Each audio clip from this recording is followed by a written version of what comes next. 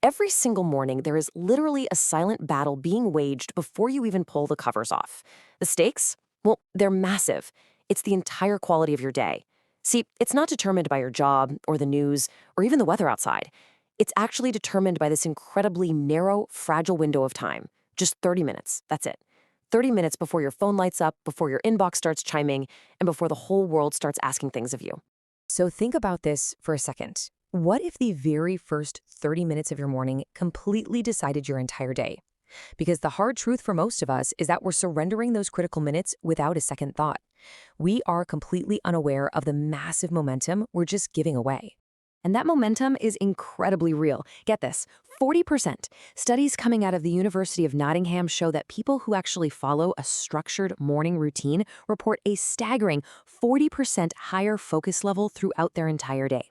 That's huge. High performers are using a very specific set of 5 habits to get this exact advantage, while most people just completely skip them, totally blind to what it's actually costing them.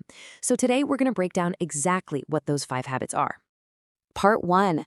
The physical reset. Okay, so escaping this whole reactive trap we're in, it starts with a surprisingly difficult battle. Habit number 1, do not touch your phone for the first 20 minutes.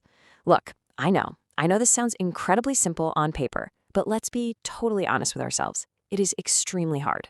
It's a daily struggle. We all just instinctively reach for it, right? But we really have to understand the biological mechanism at play here to grasp why this is absolutely crucial. Here is what we call the reactive trap. Your phone is literally engineered to demand your attention the exact second you pick it up. You've got notifications, messages, the endless morning news cycle, and all of it instantly triggers a stress response in your body. It sets this chaotic, totally reactive tone for your entire morning. Instead, you've got to give your brain 20 minutes to just wake up on its own terms. Drink some water, look out the window, just let your thoughts settle before the whole world pours in. This one single habit alone can drastically reduce your morning anxiety. And the best part, it costs you absolutely nothing. But once you've actually conquered the phone boss, you're left with a bit of a cliffhanger. How do you physically signal to your body that the day has actually begun? To clear out all that lingering morning fog? Well, that brings us right to habit 2. Move your body for just 5 minutes. And no, you do not need some grueling full-body workout. You don't even need a gym. Literally just 5 minutes. We're talking a short walk, some light stretching, or honestly, just standing up and moving your arms around. Morning movement physically signals to your brain that the day has officially started. It raises your dopamine levels, and they actually stay elevated for hours. People who skip this, they often talk about feeling kind of foggy right up until mid-morning. Well, that fog is literally just your brain waiting for a start signal that never actually came. So give your body that signal early, and you'll watch your focus kick in so much faster. Part 2. The mental anchor. All right, so now that the physical fog is starting to lift, let's reveal the psychological secret to cutting through the daily chaos. See, most people are living trapped in this dense fog of having like 15 different priorities. And the anxiety from that is just overwhelming because, hey, when everything is important, absolutely nothing is important. So here is habit number 3. Write down your one most important task for the day. That's it. Not some massive, endless to-do list, just one single thing. The one task that, if you got it done today, would make you feel like the whole day was a total win. Actually writing this down forces immense clarity. It becomes your mental anchor. So when the day inevitably gets crazy, you know exactly what you're fighting to protect time for. Just grab a simple notebook. No fancy apps needed here. Building directly on that newfound clarity, we introduce habit 4. Read or listen to something that grows your mind for just 10 minutes. And don't worry, it doesn't need to be some heavy academic textbook reading. The goal here is simply to replace passive consumption, like endlessly scrolling through social media, with something that actually leaves you a little smarter, a little calmer, or just more curious. 60. Stop and think about that number for a second. That is the number of hours of learning you accumulate in a single year, just by dedicating a measly 10 minutes a morning to a book, a podcast, or an interesting article. Most people spend those same 10 minutes scrolling social media, and they literally gain absolutely nothing from it by lunchtime. But 60 hours of intentional learning, man, that kind of energy carries through your whole entire day. Let this math hit you like a ton of bricks for a second. Those 60 hours, they translate to roughly 12 full books read per year.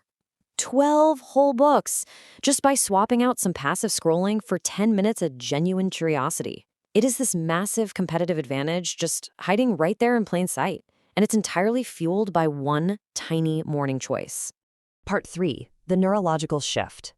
Okay, so we've reset the physical body. We've anchored the mind. Now we are moving to a fundamental alteration of your neurological state. Habit number 5, say something you're actually grateful for out loud. Yes, I know. This one feels completely awkward at first. And actually, that's completely normal. But a gratitude practice isn't about, faking it or pretending your life is absolutely perfect. It is about actively training your brain to notice what is already working well for you, right before your mind violently defaults to focusing on whatever happens to be missing. And listen, this isn't just some fluffy self-help cliche. This is a hardcore biological necessity. Neuroscience research clearly demonstrates that people who practice gratitude consistently show measurably higher activity in their prefrontal cortex. That's the exact part of your brain that is responsible for decision-making and emotional regulation. Just one sentence, spoken out loud every single morning. That is the entire habit, but it physically wires your brain for lasting resilience. Part 4. Your first step tomorrow. Okay, let's take a deep breath here. You absolutely do not need to do all 5 of these habits at once. In fact, you really shouldn't. You need to keep it incredibly manageable. Step 1, just pick one habit. Step 2, start tomorrow morning. Step 3, notice the profound difference by 9 a.m. Honestly, the 20-minute no-phone rule is the absolute easiest, most impactful place to begin. Try it tomorrow. Wake up, leave the phone sitting right there on the nightstand for 20 minutes, and just feel the undeniable difference in your baseline stress levels before your day even truly begins.